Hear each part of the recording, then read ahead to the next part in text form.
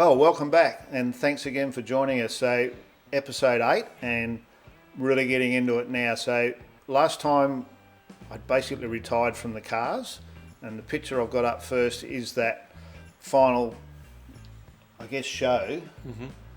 And I was a bit disappointed though. When I went back and had a look at it, when we finished the edit and Louise had done her work, I thought, didn't look very excited. I think we were a bit tired out. I think that might have been the case. There's so much going on through that whole period. But I mean, I was definitely excited at the time and still excited inside about that whole process and where we got to. It was a massive achievement, really. It was huge. And I mean, what we need to do now is just get started again and progress through what's happening now. So obviously the show car thing's been put aside a bit, so we've got a bit of family stuff happening, but we've already seen there's another car in the lead up. You can't keep that quiet. So that was a bit hard. So look, thanks for coming back, and if it's your first time, click that button, subscribe. Because like. And if you do make a comment, or if you ask me a question, more importantly, if you make a comment, I'm going to go thanks very much. But if you ask a question, I'll do my best to get back with an answer to that question. He loves replying to comments. I do. Yeah, it's normally about 150 of them.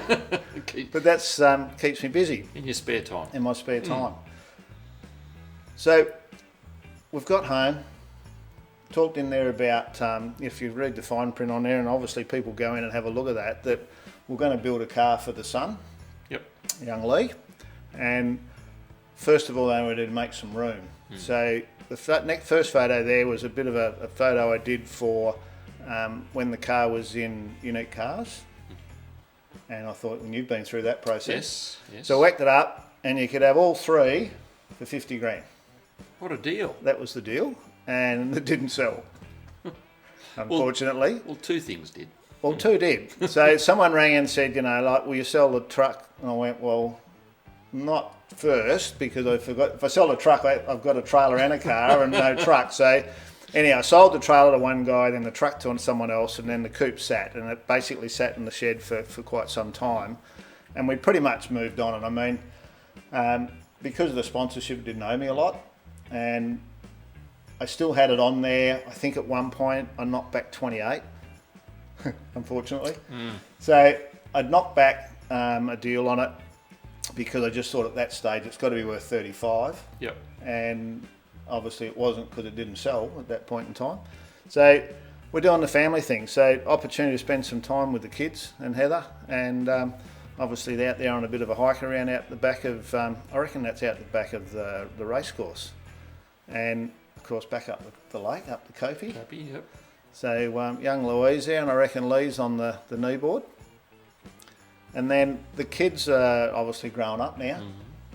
They do that. Like weeds. I think you mentioned that once before. So the trackies there is all about the swimming club. So they're in the Alma Swimming Club. I even had a bit of a go at that myself, because Leigh... You were a bit of a swimmer. I was a swimmer, but I was carrying a bit of weight.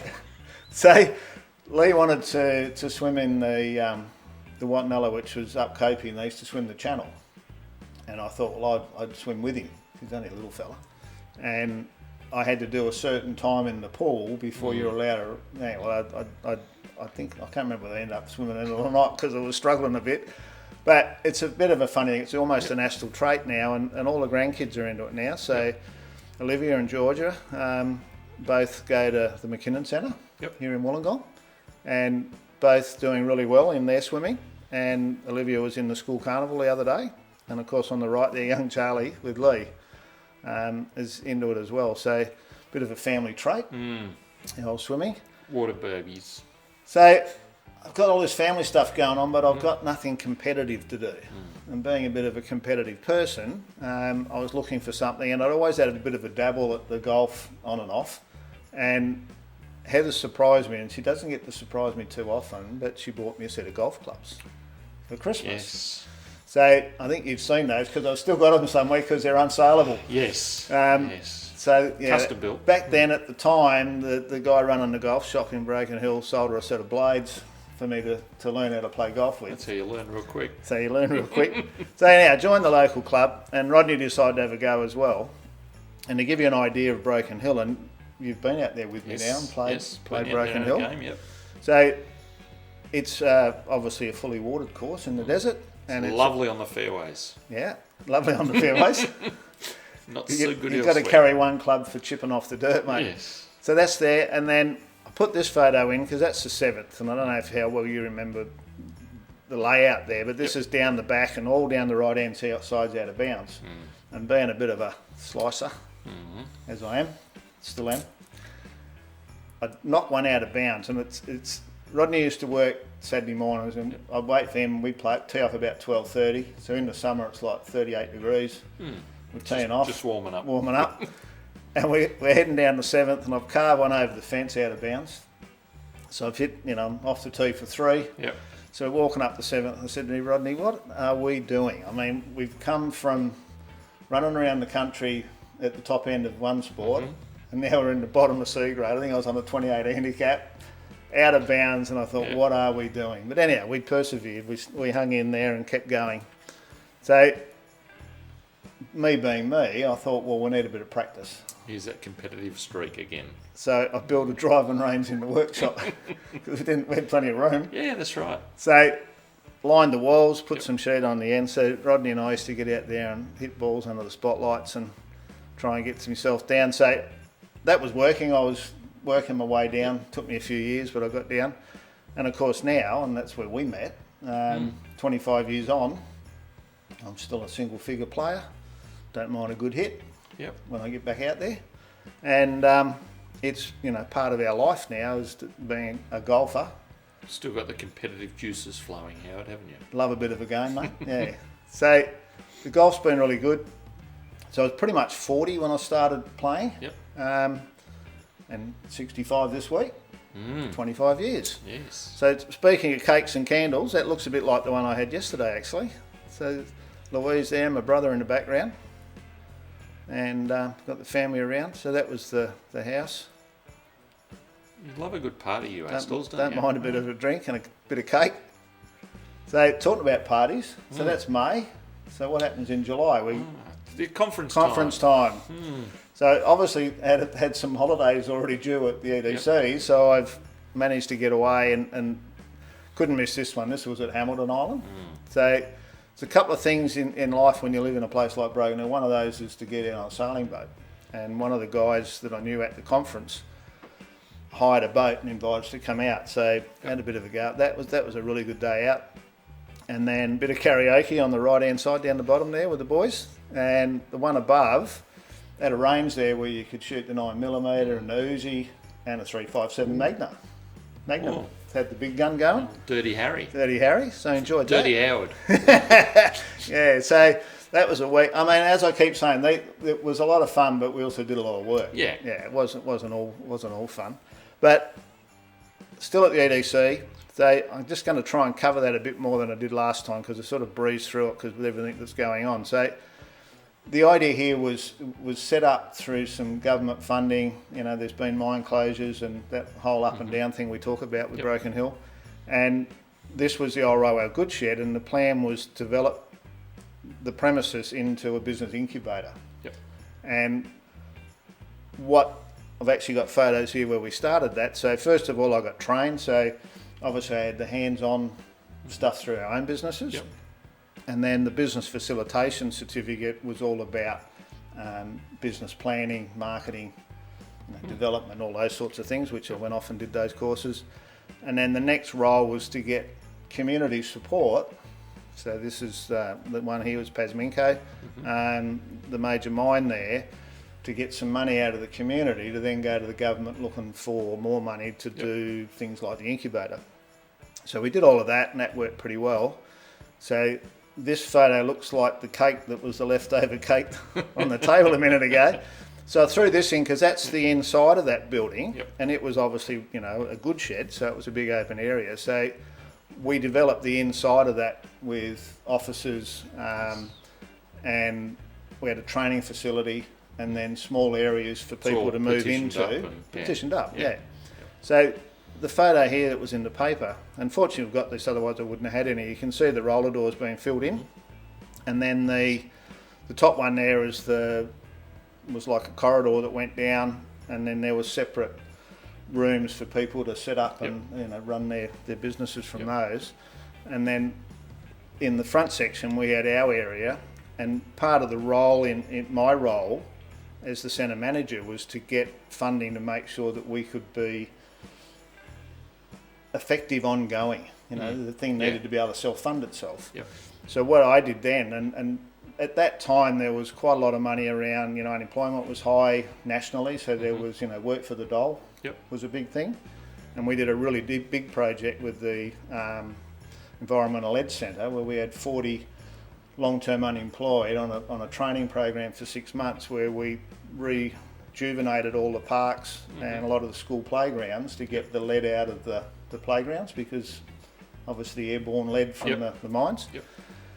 But what that did was that gave us an admin ability to make money to pay the rent and pay the staff and work forward. So at one point there we had 50 trainees and 4 or 5 staff, and the place was really cranking along. And one of those things was the bush tucker. And I really enjoyed that and learned a lot from that. And we ended up with a bush tucker specialist working like a manager. And then we went out to the Aboriginal communities and worked with them to develop farms up at Menindee. You've been up to Menindee with me, up on the river. And then we went down to South Australia to see how they were doing it.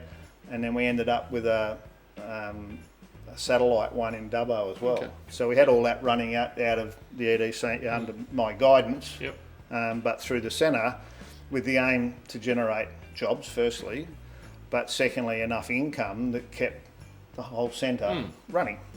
So you sort of breeze over it, something was going on, but there was a lot to be done there and a lot happening. And then we had a whole lot of small businesses that we helped through the NEIS scheme, so New Enterprise Incentive Scheme, which was if you were unemployed and you did the training for small business, you could then be paid basically the dole, but not really. It was termed differently, but you would get income support while you ran the small business for the first 6 months. So we set up the EDC as a training provider and got that NEIS scheme, and then operated that in Broken Hill and got people started in the business. So very interesting times. Yeah, lots going on. Huge. Lots. Huge. So of course, with all of that, the motel's still sitting there. So it's ticking over. I've got a manager in there. I'm sort of doing, a couple of hour week meeting with them just to make sure it's rolling along, with the aim to looking to move it on, obviously. And it was still looking pretty good. And I wanted to put this in because I'm going through. Imagine all the photos, and you've seen the tables and tables of stuff I've got going around. Hundreds, and fortunately, thousands. I have all these things. But this particular photo is, I wanted to put it in because the lady with the cake there is Betty Talbot. And Betty, I think, started with Mum and Dad about 6 months after they opened the motel as the cook. And she worked for us for like 25 years. And she was like a second mum to me, where Mum and Dad were away, I'd just go down to the motel for a feed. You just go down and see Bet, and she'd sort you out. Make up the feed, and away you go. And of course, eventually, I ended up being the boss. And so I'm sort of the little tacker. So that's her on the left there with Glenda. And that's in the old kitchen. And then you can see all the ladies in the background there. So that was all the staff.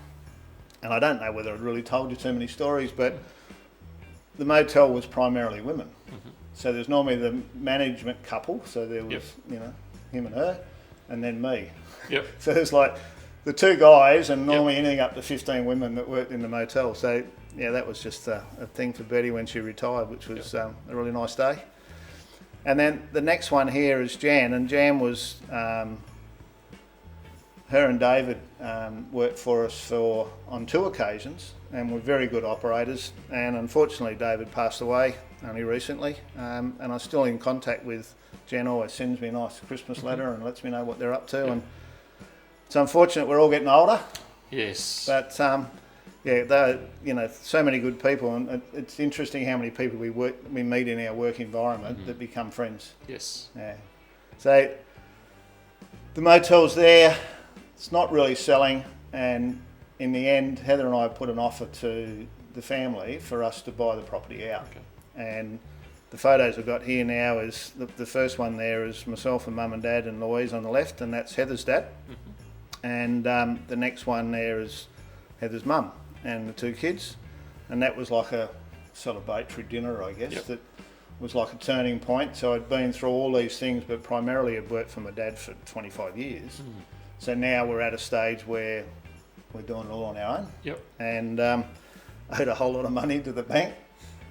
And it's funny, you know, in all the things I've done in my life, I think the time you make the most is when you owe the most. There's a fair bit of incentive. It's called focus. Yeah, yes. a fair bit of incentive to get on and get it right. Yep.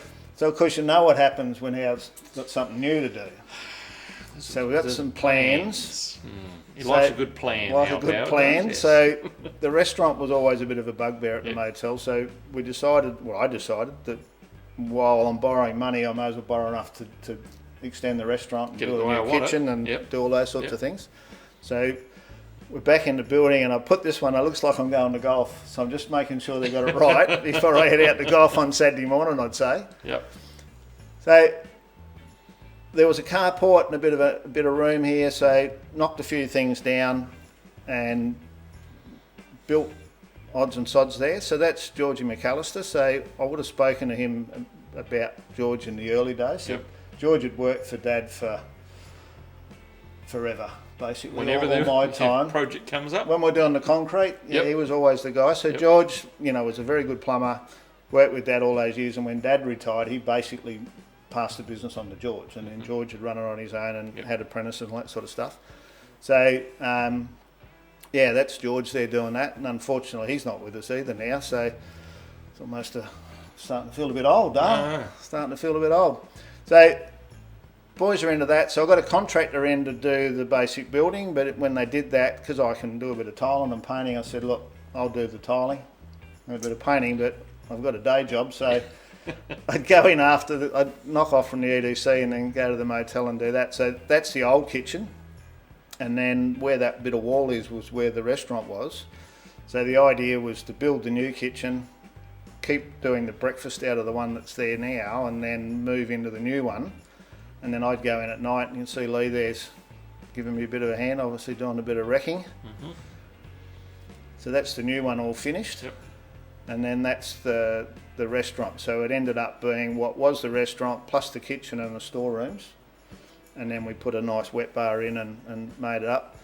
And my aim was to have, the top end of the food chain basically. So full a la carte, Yep. tablecloths, cloth napkins, all that sort of stuff, the little candle on the table. Yep. And it did really, really well. And Carl was the chef there. He was an awesome chef. He ended up going down to Mildura to work. So it went really well, and you can see just by the standard of the dress on the staff and that, we were doing that really at the top end. So we're in there, we're running that, but I've still got a manager, and I'm still at the EDC. Yep. Coupe's still sitting in the shed. Collecting cobwebs.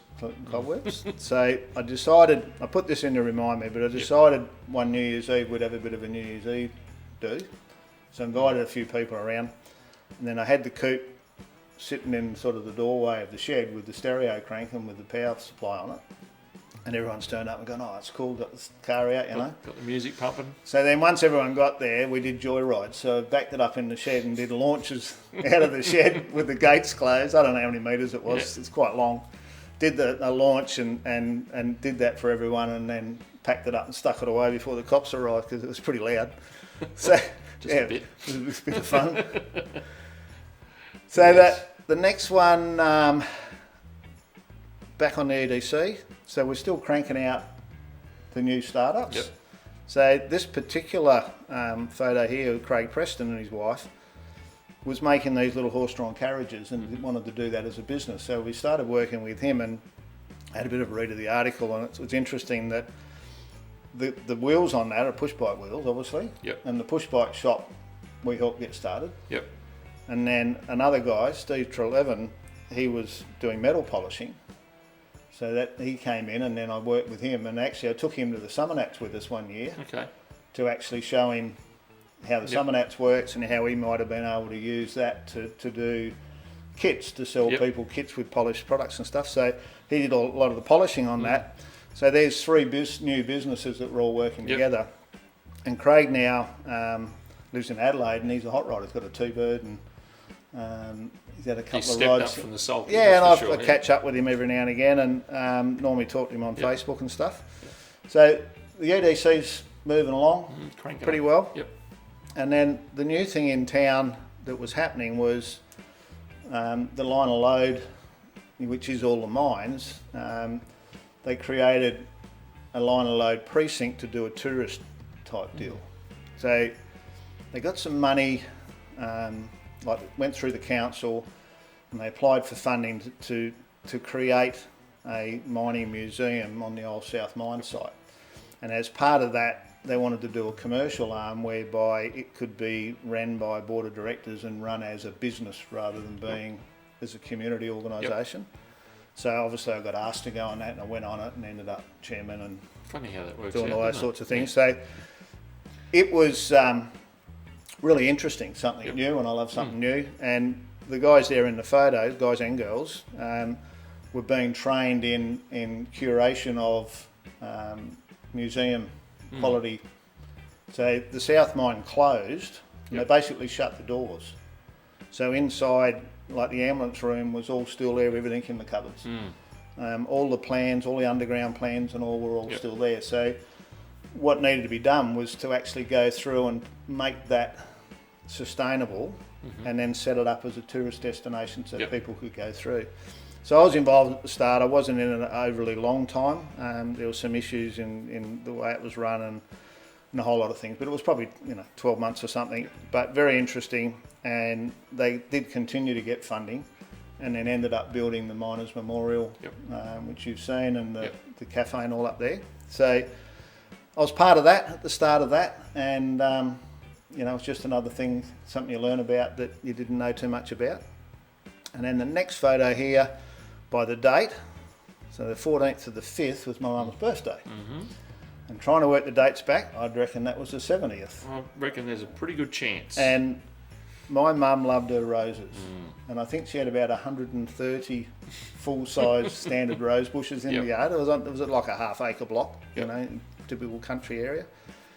So we set it up with the marquee and all, and did a full, like an English country garden tea party for a birthday. But I've chucked it in because it really shows what, as a family, what we did and how the family's growing and all the kids are growing up.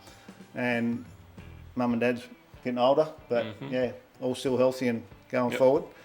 And I put this one in because initially when I first seen the photo, I was thinking it was their wedding anniversary, which reminded me of this photo, which was mum and dad in the sidecar. And I don't know how dad managed to do it, but somehow or other he got her to get in that, and they went on one of the club runs. So he was a con artist, is what you're telling me. Yeah, I think they went to Silverton, like 17 Ks. Wow. Yeah.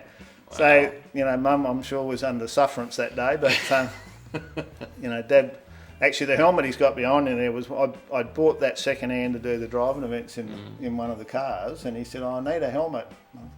Too bloody tight to buy one. And he was wearing that thing, anyhow. He's a sweet talker. He was.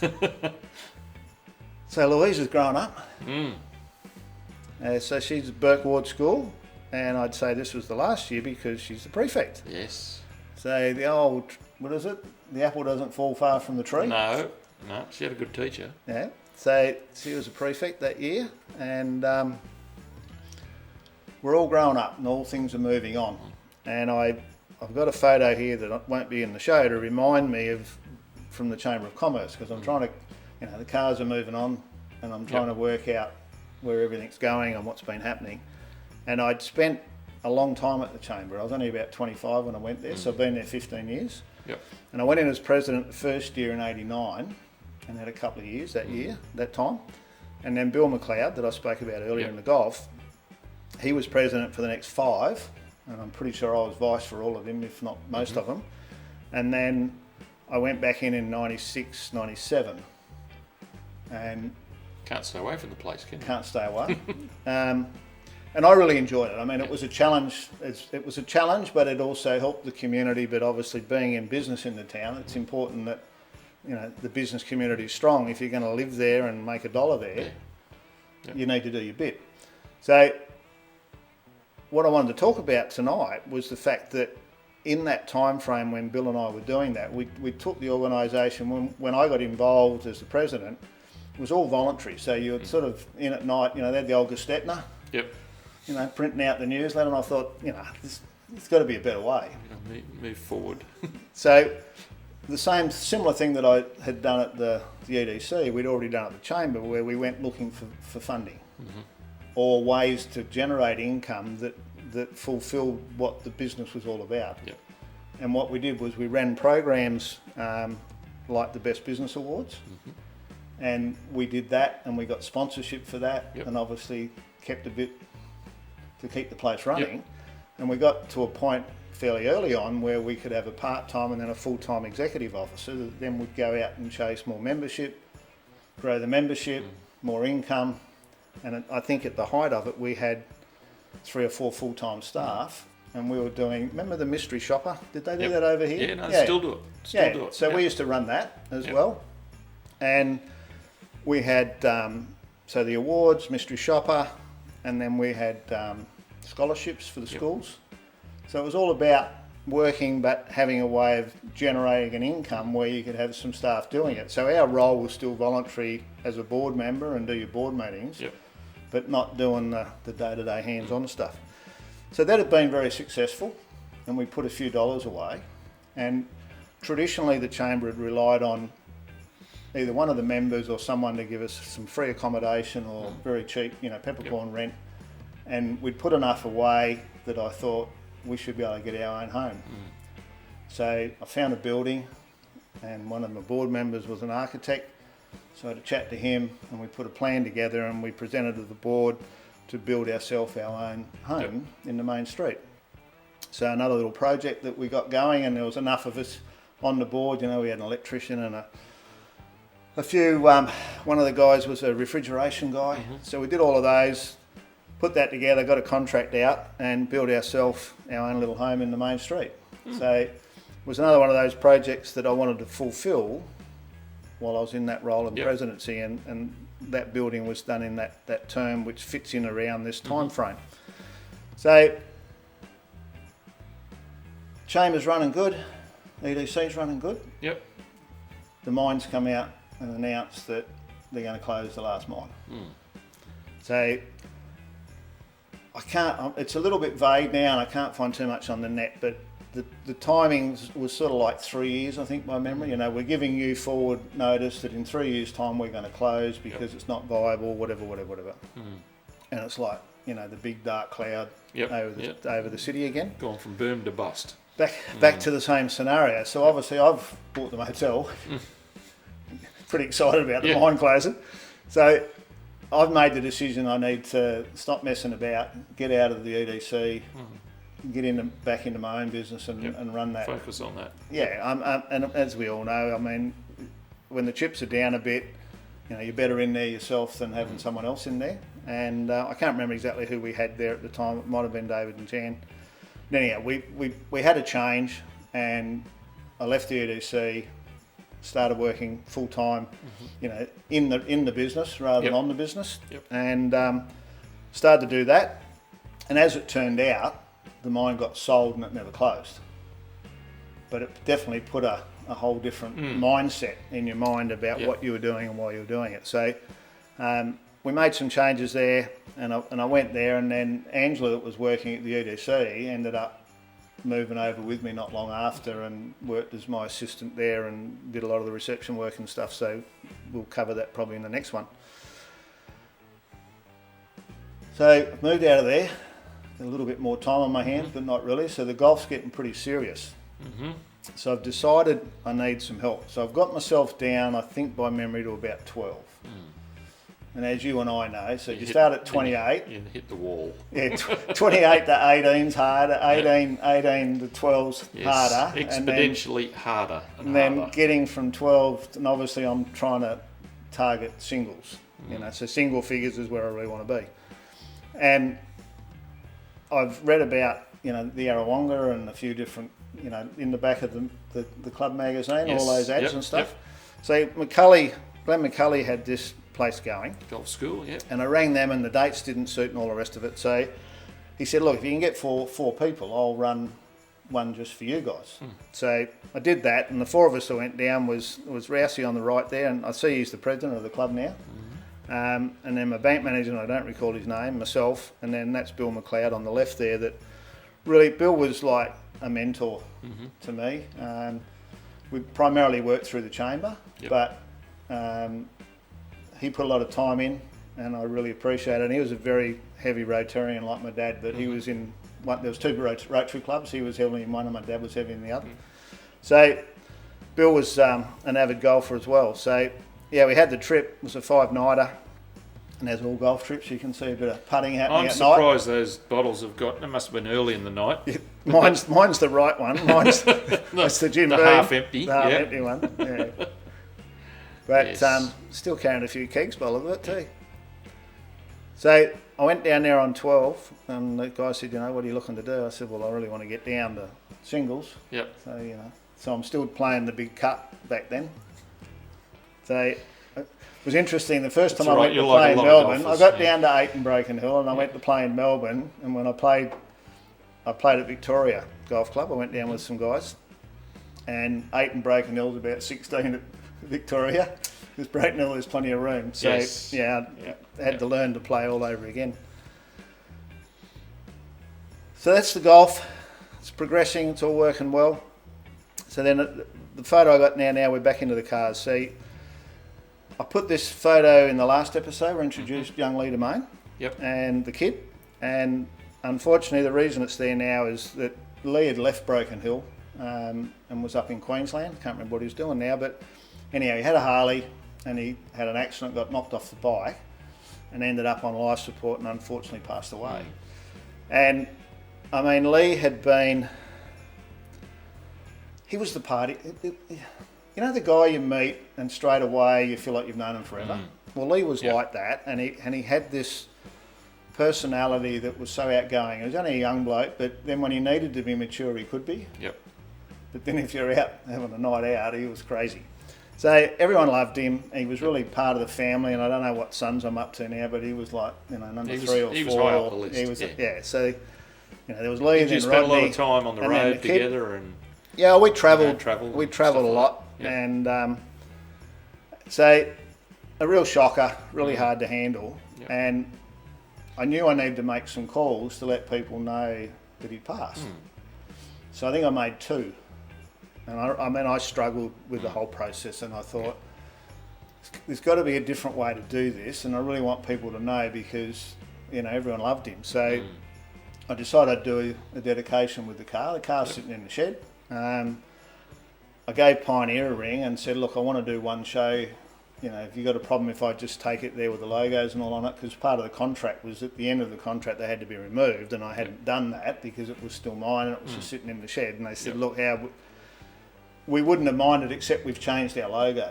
So they went from the blues to the burgundy logo. So they said, we really need to change the paintwork. So I started working out how I was going to do that. And I thought this is still the way to go. So in the meantime, I've headed off to the bus and coach show in Sydney to promote the motel. And we're there, doing what we do. Holding up the marquee. And looking for business with the coach owners, and lo and behold, who do I run into? I'm going them some lunch, and bloody Owen Webb walks up to me and goes, what are you doing here? So of course I tell him the story about the kid, and because he's there selling paint to the bus companies, the same as we're selling motel rooms to the bus companies. So Owen says, look, we really, we should do more than that with the car, like this, it's important. So he said, why don't you bring it down to Melbourne and we'll repaint it? And I've gone, oh yeah, all right. But it seemed like a good idea at the time. Without even thinking about it, when I think back now, you go, what were you thinking? But that was the problem. You're grieving, so you're not thinking. And you go, that's a good idea. There's a big hole. Yeah. So you make that decision, and I go home, and I'm trying to then work out what do you do with the car? How do you come up with a scenario that's not me wanting to be the show car guy again? It's really about a dedication to Leigh. So I need to work out a way that we can do that. And when when we had the funeral and all that sort of stuff, Leigh's mum put a thing in the paper that was like the Shining Star type, Yes. you know the thing we're talking about. Yep. And I picked up on that and said, I really want to put a star on there somehow, that brighter star. So then it went star to Southern Cross, Australian flag. This could work. And there was a local guy with a boat that was called Patriot, with the flag over the whole boat. And I thought that'd be pretty cool. Yep. So I had that idea in my head. So I went and bought the crepe paper and obviously got Leigh It's involved. That artistic side of you coming out again, Howard. So we're out there with the paper and some white towels and things and trying to cover the Pioneer up and work out what we could do. And I was sort of half happy, but I thought, we'll get the artistic people involved and we'll do something clever. So I've got that in my head. Meanwhile, Rodney and I, got on to Rodney and said, do you want to get involved because it's going to snowball? And, he was keen, so away we went. And stripped the car out because I'd made my mind up. I'm going to do it, I'm not going to half-ass it. No. I don't want to backmask the whole car, and so we just stripped the whole car out. Astill doesn't do half a No, job. we don't do a half job. So then the games room's full of parts. And of course, at the same time, Pioneer says, well, look, if you're going to do that, and the guy that I dealt with at Pioneer was still there, and he'd been out with the kid a few times as well, so he's sort of going, look, we want to do the right thing. We don't want the old stereo in it, so we'll supply a new stereo. So it was like retail about $6,000 worth of sound that went in the car for one show. Yeah. And so all of that got upgraded. Yeah. Everything got cleaned and repainted. Heather didn't look impressed, no. Didn't think. She goes, here we go again. What happened to my games room? Yeah. So it's interesting, blowers sitting on plastic boxes and all sorts of junk laying around. Yep. So it's sitting there on the trailer ready to go. So we're going down to Melbourne. So PPG's got this magnificent training centre in Melbourne. And I've got the idea in my head for the flag. And then I take the car down and I see somewhere that Big Boys Toys was on. So that was an event that ran for a while that had cars and trade stands and all, and there was everything there. There was four-wheel drives, there was boats, because it was Big Boys Toys, right? So I think it might have, I was talking to Gary, I think Gary Myers, and they were going to be there. I said, look, I'll drop in, say hello, and then, doing this with the car and da-da-da. So I go in and there's a guy there selling crash helmets, and Mick Doohan's helmet grabs my attention, and it's got the Australian flag on it. And I've gone, that's cool. That's what I like. Cool. So I've got that in my head. So I head out to PPG. So there's Owen and then Jeff Haggerty. Now, Jeff was working for Street Machine doing expression session, but he worked at GM, so he did a lot of the design work on the V whatevers. Did some motorbike design, all sorts of stuff in his life, and obviously that's a later. He used to be younger than that when we were doing the job. And then down the bottom there's Johnny H. So John Aristis, that was you've met through Tailspin. Yep. And did the Mustang with me. Yep. So John was the understudy then to Owen at PPG. So Owen was the training manager nationally, I think, and then John was there, and they used to, at that point in time, used to design all the colours for the new cars. So if Holden was doing a new car, these guys would actually design the colours, and then Holden would pick the ones they want, and that would be, because obviously the PPG had the contract with the factory. So they were at the training centre. So I've gone out there, we've all got our heads together. Jeff's gone, zip, zip, zip, as they do, the artists, and I go, this is what I've seen, and here's a picture of it, and zip, what about that? And I go, yeah, that looks pretty cool. So he said, I'll work on that. So in the meantime, John's on the job stripping the graphics off. So I've headed home, and the bits have turned up for the new trailer because I haven't got a trailer. Someone sold the trailer. So I'm clearly not thinking, because I could have just put it on a truck or something to go to one show, but I'm sort of going, I need a trailer, so I'll build a trailer. And you wanted to do, you're going to do it. Well, I don't know what I was doing, because I wasn't going to keep showing it. It was one show. So anyhow, so I bought all the gear and start building a trailer, and the little Hyundai there, and obviously my golf clubs and the Hyundai, that's Leigh. So Leigh had a Commodore. because my dad, Grandpa, put some money aside for all the kids. When you turn 16, here's some money to help you get your first car type of deal. So he bought this bloody Commodore, and it was nothing but a pain in the arse. There was always something wrong with it. So, and he hasn't got his licence at this stage, so it's a bit like when we're going to work on the car, Dad, when we're going to work on the car, Dad. I think he had 2. Anyhow, so what was happening was that he never wanted to work on it when I wanted to work on it, and then all of a sudden at 8 o'clock at night or 9 o'clock at night, he goes, "Can we work on the car, Dad?" Yeah, you know the story. I know. So I said, "I'll help, but I'm not building it." Yeah. So, and then he was going to go to uni, so I said, "Look, this thing's no good to go to uni. Let's get a new car that you can take to uni, something reliable. You can drive there, drive home, all that sort of stuff." So that you end up with a Hyundai. So the long story shortened down real quick is he didn't go to uni. So that was the Hyundai. He got his Hyundai. And man, that thing took a beating. One of the best cars ever made because it just never missed a beat. So we're obviously ripping all the sound out of the Pioneer car. Yep. So we started building a system to go in the Hyundai. So it had the 4.8s, the 4.8-inch 3-ways in it. Put 2 12s isobaric with a box and everything, so he could still get his hockey gear and all in there as well. And a couple of those big black hands. Leigh thought it was Christmas. Mate, he used to make a racket. Yeah. And then he decided he was going to take the Summonat, so we got the base bullet because that was the new subs that they were doing. Mm-hmm. And I was telling the Pioneer guy, and he said, "I'll send you some bullets out." So we put some bullets in it, and just like everything, it got out of control. Yep. So he ended up taking that to Summonats, and I think he'd had his licence 3 months. Mm-hmm. So he's like 17 and 3 months driving across behind us going over to Canberra. Yeah, you notice in the background too, Howard.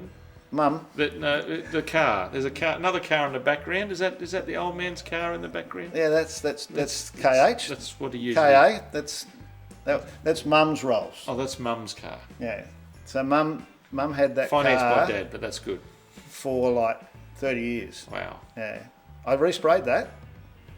Yeah, when did I do it? That's after I moved out. I'll have to make sure I remember that. We have to remember that one. It's another story. Stay tuned for how's that the one. timer going? I better move on.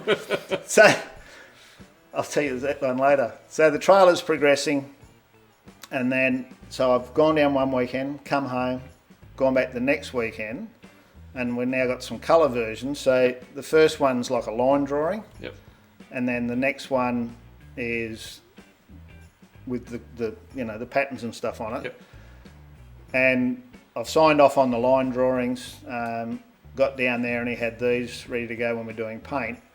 And of course that's what we ended up with. So very, very close to what the plan was. So I've gone down the following weekend. Now remember I'm in Broken Hill, this is in Melbourne, so it's like a 950k drive down, work for 3 days, drive home, go back to work. Yep. And we did that for 3 weeks. And so John had got it into white. And then the 4 of us did the graphics like on the Friday, Saturday, Sunday. That was time consuming. So 4 or 5 colours. Yep. And I would never have, in my wildest dream, imagined having green and yellow in the Australian flag. Mm. And I said to him, "What's the go?" He goes, "Mate, it just makes the colours work. Yep. That brings them off the car." Yep. And if I said to you, if I showed you a picture of it and then took it away and said what colours are there, I'll guarantee you wouldn't even see the yellow and the green. But at this stage, before all of the highlights go on it, there's quite a bit of it. Mm-hmm. And at this point, it's starting to look pretty cool. And of course, in the boot lid then is the dedication. And it was all about being really in your face, but the dedication a bit more subtle. You sort of almost had to not so much go and find it, but it wasn't on the side of the car or the front of the car. It was just nicely done and tastefully done on the boot. So when I've left, that's at a stage where it's still in base coat. Yep. So they had to clear it and put the highlights on it to get the shadowing and all that sort of stuff. And they'd organised with someone to come in and do that, like an airbrush guy. So I've ducked back home, finished the trailer, and got my brother, because he's in the aluminium and glass game, so got him to get the aluminium in. Yep. And there's no photos of him, but I dare say poor old Hoops probably got roped in again. And I put the round front on it this time for a bit better aerodynamics. So 3rd of the 12th we're up to at the moment there with the date code. So then I hooked that up behind my new Land Cruiser. Because you didn't have a tow Because I vehicle. didn't have a tow vehicle. And Exactly. I can honestly say this was the first time I experienced grief at this level, and I didn't handle it very well. And I made some decisions then that you wouldn't normally make, where I just went, I can afford the payments, I'll have one of those, and I need a trailer, I'll build one of those, and I need to do this and I need to do that. And fortunately, we're in a position where it didn't hurt too much, but yeah, we went through that process and dragged the new trailer down to Melbourne. Yep. Boys blew a coat of, I White think by memory it was like milk truck white enamel. It was very white. Straight over, it was very white. Very white. And when I got down there, I've sort of checked the car out, and I wasn't as impressed as I thought I might have been. It didn't with meet the Astill finish. standards. Well, the airbrush guy pulled the pin. So they were in that position then, and Owen made the decision to do the whites and the blacks with the full-size gun. And I mean, it was a great 30-metre car. But if you really want to get down and look at it hard, you sort of go, oh, it's not quite what I really was hoping for, blah, blah, blah, blah. But I mean, it was meant to be a one-show car, but you know me. You're going to do it, Gonna do it properly. Do it right. So I took it home and then recolour sanded it, got the gun out, did some touch-ups and changes, and there's a few rub-throughs on it, fixed all those, and then totally cut it and polished it.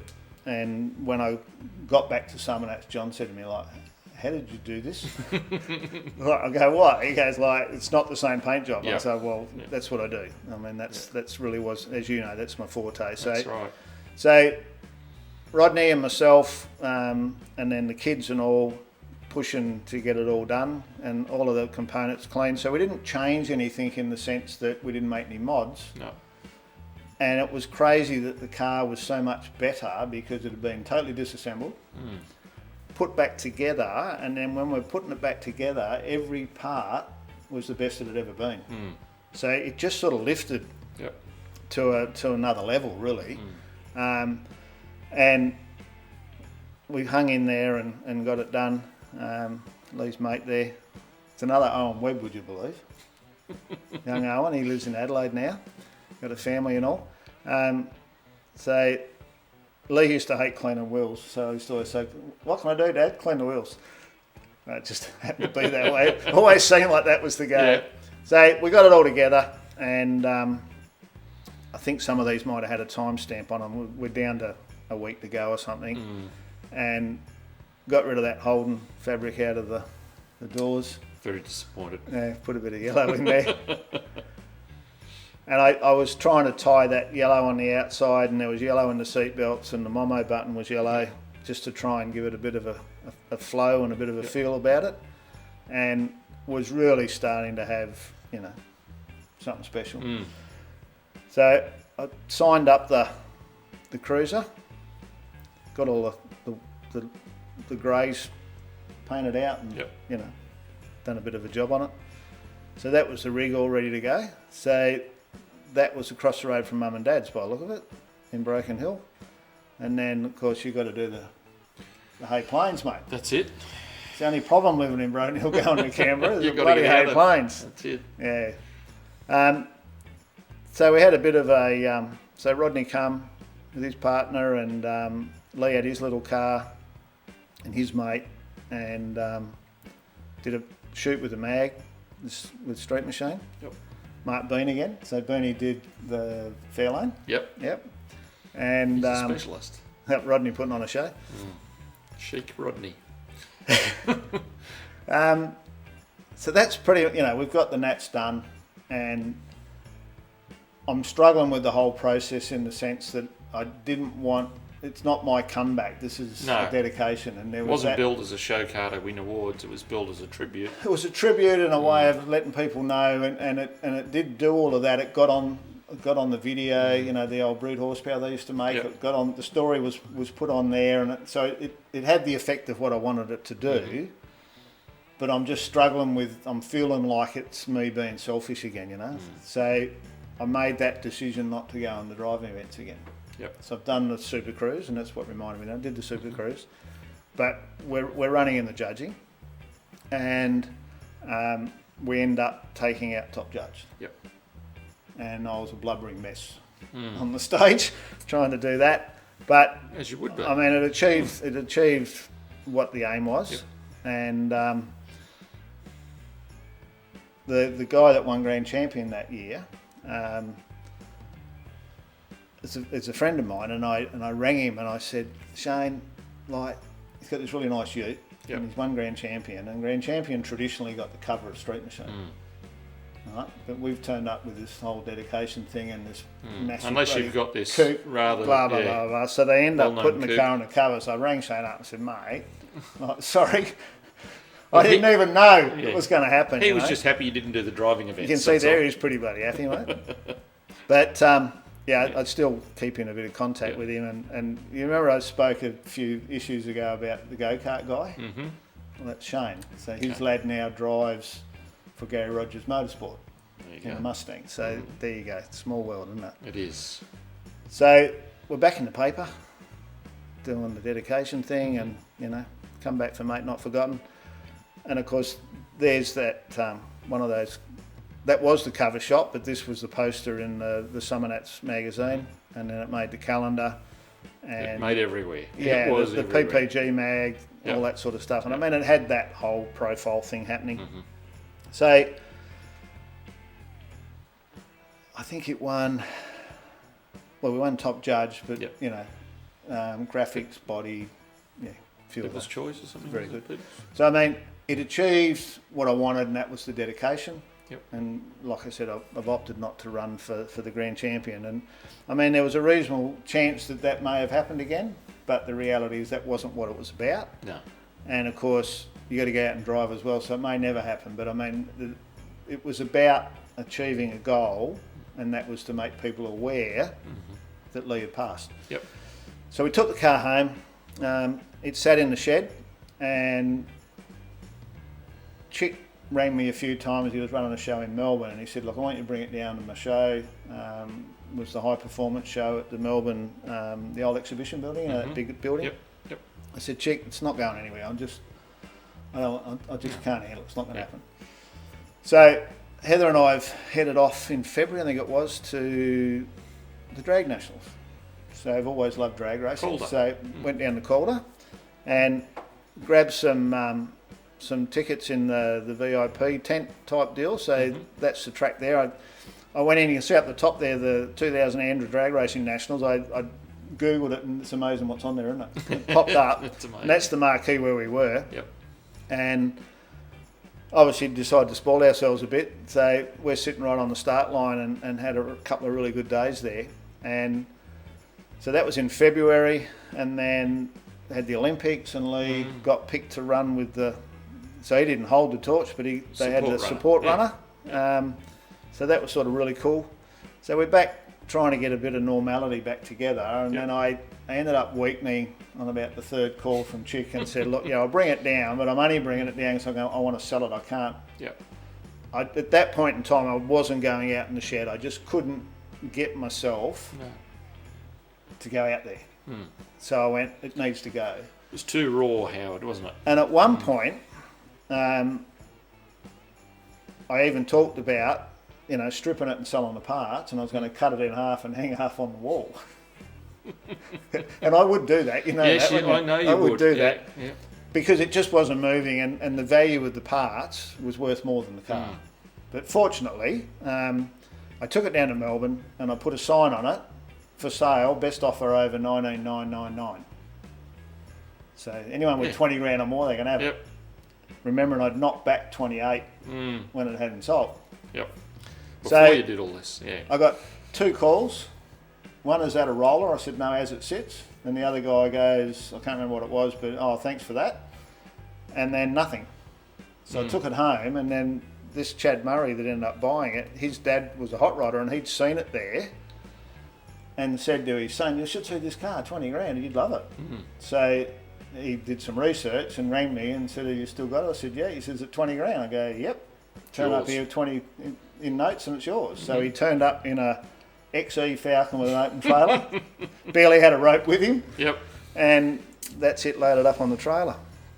So he took off with that, and he kept it for a while. And I mean, when I look back now, you sort of wonder whether you do the right thing. But he took it. He took it to the Grand Prix, won the show and shine, got the opportunity to drive it around the F1 track. Alan Moffat signed it. Someone else signed it, and I've gone. You know, he's had a really good time for his 20 grand, and then he sold it to James Scarlett, that's got a private collection in Melbourne. So that car still sits in a collection in Melbourne. As it was, and I believe it's still that way today. And that same collection's got Mark Sanders' Monaro and Macbeth's wagon. Wow. And I'm pretty sure the Momo Ute is in that collection. That's an impressive collection. So it still lives, and potentially one day. I spoke to James, I don't know, 4 or 5 years ago at Motor X, and I really should, doing all this, track him down and just see what he's up to with it, because it would be nice to be able to get the public to see again, because it's got a massive amount of support. So that sort of ends that little era, I guess. So we're pretty much the middle to the end of 2000. Yep. So another 3 years gone. Lots gone on. Heck of a lot. Lots happening. And we're sort of settled in now to run on the motel, playing a bit of golf. I've got a tow vehicle and a trailer. So I'm starting. There's an itch that needs to be scratched. Starting to think about that I might need a car, but I really want to build a driver. And more of my first Burgundy car was genuinely a car for me. Yep. And then I tried to show it and it didn't fit some of the criteria, so I kept changing it till it won. So the next aim was to probably think about a car that I could build for me and not worry about showing it. But living in Brighton, you probably still need to trail it for an event, drive it all week and trail it home. So that'll be in the next one. Yes. Stay tuned. Stay tuned. So, right on time, Dale. Yes, we've done well. And that was about 150 photos or something. I think it was more than that, but yeah, there's a lot. A lot. Subscribe, like, all those Comment, things. all those things. And we need you to be part of the show. So, thanks for joining us. We're a bit more upbeat tonight at the end. And thanks for being along. That's 8. I thought it would only take 5 or 6 to get through all of this, but there's a few more to go. There's a few to go yet, and we really appreciate you coming along, and we'll see you next time. That's it. Thanks, Dale. Thanks, Howard. Cheers. 58 minutes.